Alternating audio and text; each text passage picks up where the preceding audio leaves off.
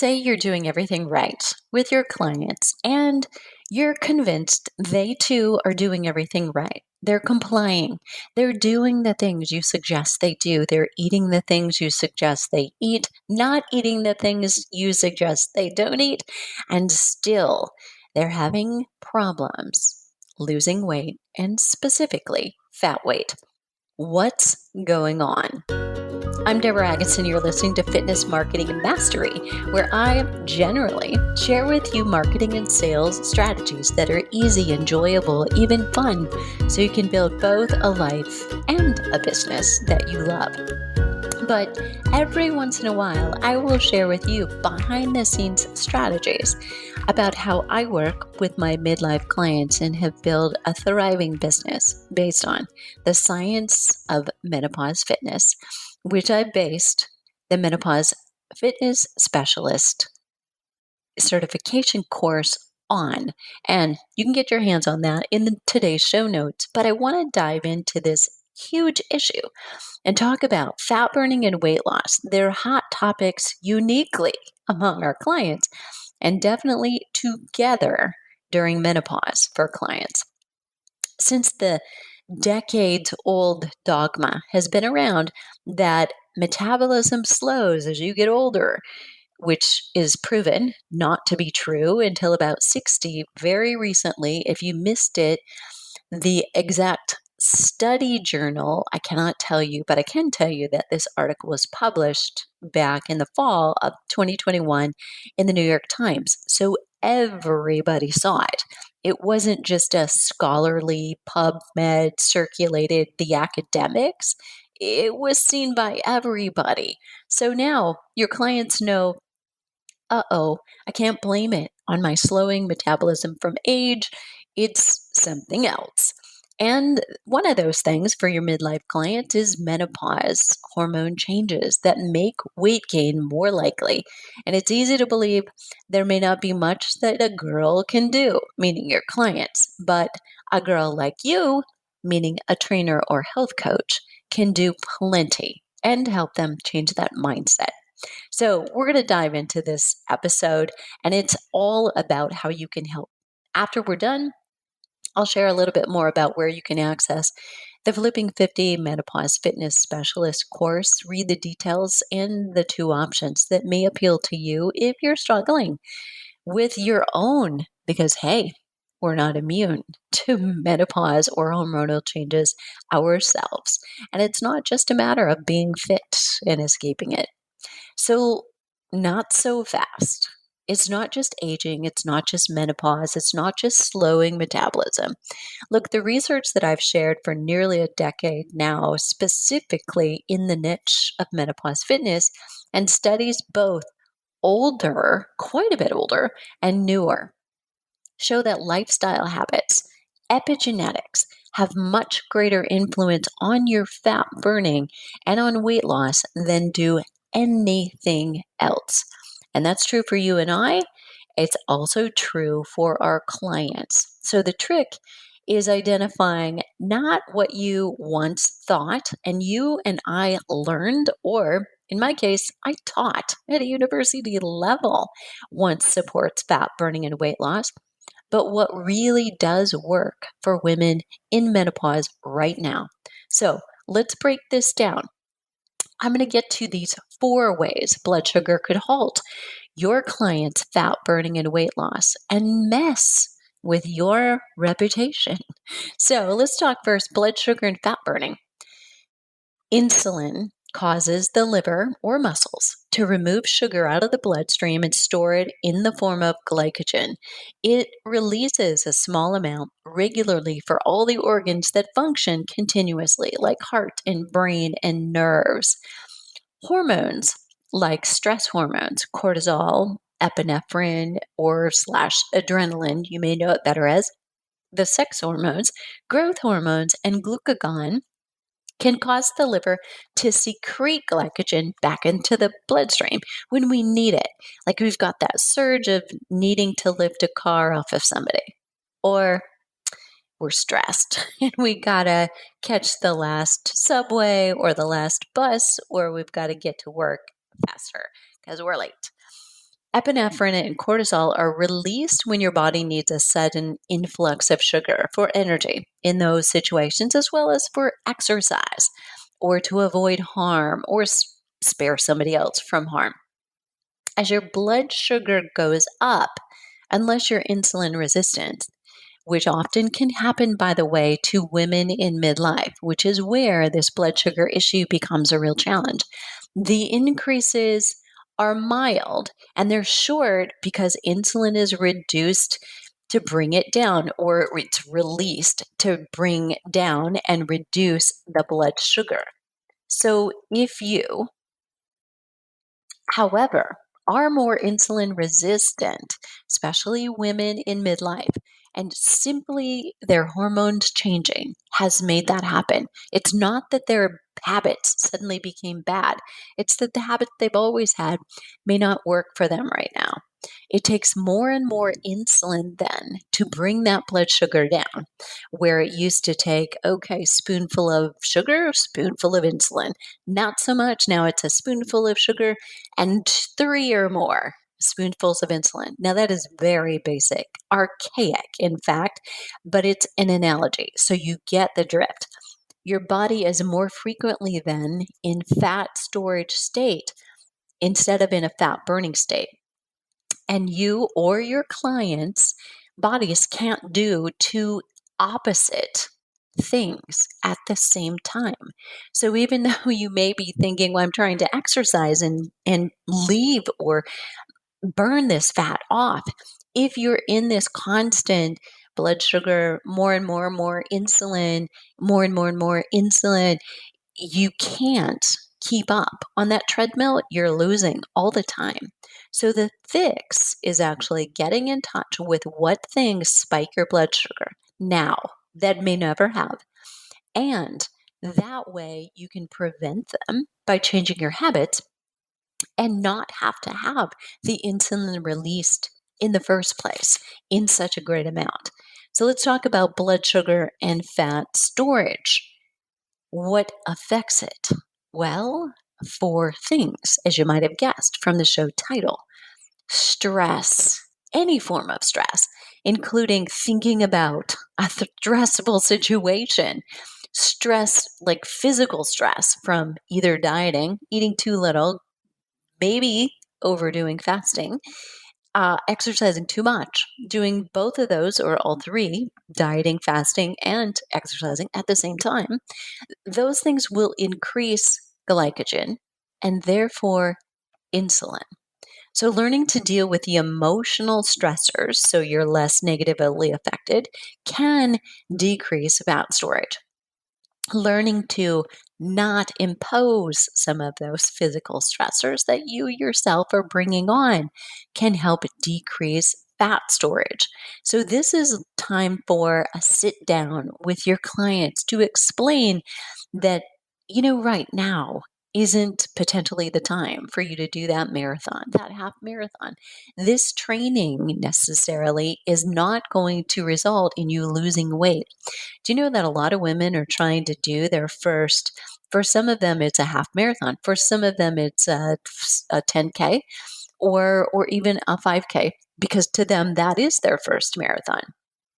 And yet they're thinking, well, with all this training and this exercise, this is going to be so great. I'm going to lose weight. And they don't realize that type of exercise in that middle ground is actually going to increase their cortisol levels. And when you increase your cortisol levels, that stressful situation increases glycogen and insulin. Therefore, we're in fat storage mode. Trust me, it happened to me. Yep, setting the example for a community of more than 250,000 women. And there I was training for an endurance event, an Ironman triathlon. During the year, I hit menopause and was exposed to mold, suddenly had to move. It was a bad year. Let's just say that. And I gained probably between 12 and 14 pounds. And it wasn't muscle. Trust me, I track it. So bless you if you're thinking that, but not the case. And That's just one. So, stress is a big one that's going to increase blood sugar, therefore, increase insulin and fat storage. Sleep, sleep deprivation, or poor quality sleep. Even being off your optimal schedule, just going to bed later than usual, can increase physical stress. And therefore, again, the stress hormones, we're right back to that. The day after, having to rise at 3 a.m. for an airport run for a house guest this week, my blood sugar levels were all higher throughout the day. Eating my normal breakfast, drinking my normal morning caffeine, having a normal lunch, doing normal things, all of them increased my blood sugar more than they ever did. I attempted to keep the rest of my day really low stress by observing the best hydration, regularly timed meals, high in protein and fiber, and then connecting with my family by phone because connection and talking to loved ones can decrease that. But all I was doing on that day really was offsetting the negative effects of stress. I wasn't really making good ground. However, for some of your clients, they actually need to hear, all right, we don't have to, if we're behind the eight ball, you're going to have stressful days. Here's what you do on those days. You pet the dog a little bit more. You listen to music you have on your playlist that is, this is a go to in times of emergency. You have those people that you call and you do it. So you dial a friend. That is the kind of coaching that increases your value. Exercise is the third thing. When you're going to do a workout, as long as you're not overtrained and you're allowing yourself adequate recovery, your muscles will release glycogen for energy. So when clients are able to burn fat rather than store it, that's exactly what's going on. It's happening as it should. The glycogen and the cortisol responding to the physical stress, that's why it's released, both increase available energy to do the physical workout. Here's a little asterisk. For your clients, it's important that they consume adequate, high quality protein during training times to be sure that carbohydrates then fuel the muscle with exercise and those carbs are not stored as fat. If you're not getting enough protein, potentially your body is going to pull the protein from your muscle and break that down. And then those carbs potentially will get stored as fat. And fourth, food. Different foods and having them at different times of day or in different sequences, different order, will have various effects uniquely on your clients. So while it takes, I'm sure it makes sense to you, and that, if you have something like chocolate cake first in the middle of the afternoon, it's going to spike your blood sugar more than if you enjoyed it after a meal with protein, fat, and fiber. It may surprise you that something like beef stew for dinner could spike your blood sugar. Literally, it happened to me. And again, it was a stunner because the way I make beef stew, there are some potatoes in it, but there's not a lot. It's mostly beef and a few carrots, a couple of peas. It's for color, but it's not really a rampage of starchy vegetables. And I was shocked that it elevated my blood sugar. But sure enough, I tested it again the following day and same thing.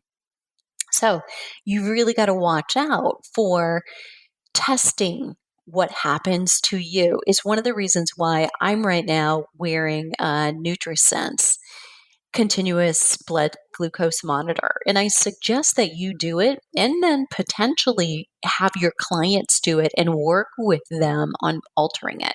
It's a great reason to, again, increase your coaching skills and your value in working with them and help them find what's causing those plateaus. So, um, there's all kinds of influences, and it may not be just, dessert or the glass of wine. It could be the stevia with, a very virtuous you or me. Happened to me too. That one, a lot of things have happened to me. Or your clients, thinking they never have sugar or there's no calories in that, so it's fine. You never know. So carbohydrates definitely are going to elevate blood sugar levels. Protein can elevate it some, and fat won't have much effect at all on blood sugar levels. But that said, you want to test your client or allow them to test and report to you. So let's talk about this timing wise with food. For example, the same morning coffee drink when you get up at 3 a.m. to take someone to the airport could spike your sugar dramatically, dramatically different than having it at your usual wake up time at 5 a.m. or 6 a.m. Also happens to me. The fat burning and weight loss bottom line on blood sugar for helping your clients is this: blood sugar is no BS, right? Okay, I couldn't resist. Now, continuous glucose monitors are so easily accessible, and you can see immediate results of lifestyle habits and nutrition, and you may be able to experience much greater ease in losing weight. And I want to share this with you. So I am doing the NutriSense continuous blood glucose monitor, using that for a month. Just I've committed to that. I'm sharing my results with my audience. I mean, literally, I'm taking screenshots of the app on my phone and saying, here's what I found, here's what I know. So here's what I'm testing tomorrow, and I'm going to share you the screen tomorrow, holding me a little bit accountable, which I don't love. However, I recommend you do the same. Your clients are going to love it. Love following you and like, wow, should I do this? Should I not do this? I have clients asking me, okay, if I have to choose between, because they're budgeting, if I have to choose between like a glucose monitor for a month or doing a cortisol test or another kind of a lab test, what would you recommend? Which would you pick? And honestly, in answer to that question, just so you have it, I said I would suggest doing the glucose monitor because it's going to suggest to you both things. You know, when you're stressed, you may not see the lab test, you may not see the cortisol go up, but I can feel it when I'm anxious. I know when I've had a cup of caffeine or if I've had two or three and I get a little email that's not positive, the difference I feel, I know that's cortisol. And I can now, right now, look at my glucose monitor and see that it also knows. And I can see the effects of doing yoga. I can see the effects of taking deep breaths, getting outside and going for a walk. I can see the effects of having a sauna session. And you can do this too and then work through it. Everyone with NutriSense, by the way, is assigned a dietitian, but the dietitians there are not replacing you. Don't be threatened by it. And I have to admit, I was a little reluctant. It's like, can I just do that? I don't want you to do that. It's actually a great fit. They're not able to dictate, here's what you should do. They're educating, they're helping you do your job. It's a part of the cost and the fee of having the NutriSense continuous monitor, to have the app and to have the dietitian. And it is also the value in it. So allow it and encourage it. And the only way you're going to know perhaps and have complete comfort is do it yourself for a month and learn what you learn, and then be there to help with your clients and help them, give them questions to ask the dietitian. And that, again, flexes your coaching skill muscles. So if you want to try the one I'm using, you will save $25 on your first month. And again, I'm doing a month. I think I will know all I need to know after that month, but you may decide to go on. But you click my link, and that is flipping50.com/glucose. And yes, I make a little something on the back end, but you're actually saving money. It's a win-win. So just a disclaimer there. So not trying to pull any wool over anybody's eyes. So that is it. There you have it. That is really 4 ways blood sugar could be what is halting your clients' fat burning and weight loss and ruining the efforts that you're making with them and that they too are making. And you, in providing tools, shedding some light on this tool. This is what I'm trying. Even in your first week, you can say, I'm learning so much. You may want to try this too. And I recommend you do. You'll have it in a few days. I'll help you get started. And I think it's really going to help shed some light on what that mystery is and why you're not getting the results that you deserve.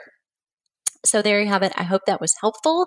And it is also a way to market yourself. If you're coming up dry when it comes to content on social media, so whether it's Instagram or it's Facebook or it's YouTube, live or live, always the best way to go if you really want to flex some muscles and get some traction quickly. But go on and talk about your experience. Talk about why you did it, why you think some of your clients or customers might also be encouraged to do it, and what it is you're learning. Just doing that on a daily basis for the 30 days or 14 that you're wearing it could really give you some uptick in your followers and fans. All right. I hope that was helpful. It was a 2-for-1, right? A little hormone support for your midlife client, along with how you use that support to market. And listen, if we're doing it right, we're doing total transparency. We're being totally authentic and only ever advising our clients to do things that we believe in that will work and be helpful. Why wouldn't we be able to do both in the same session? We want them to get the best results. So there you have it. I hope that helps you, and I would love to hear from you. fitnessmarketingmastery.com/clients fat burning. What are you waiting for? The world needs you right now more than ever.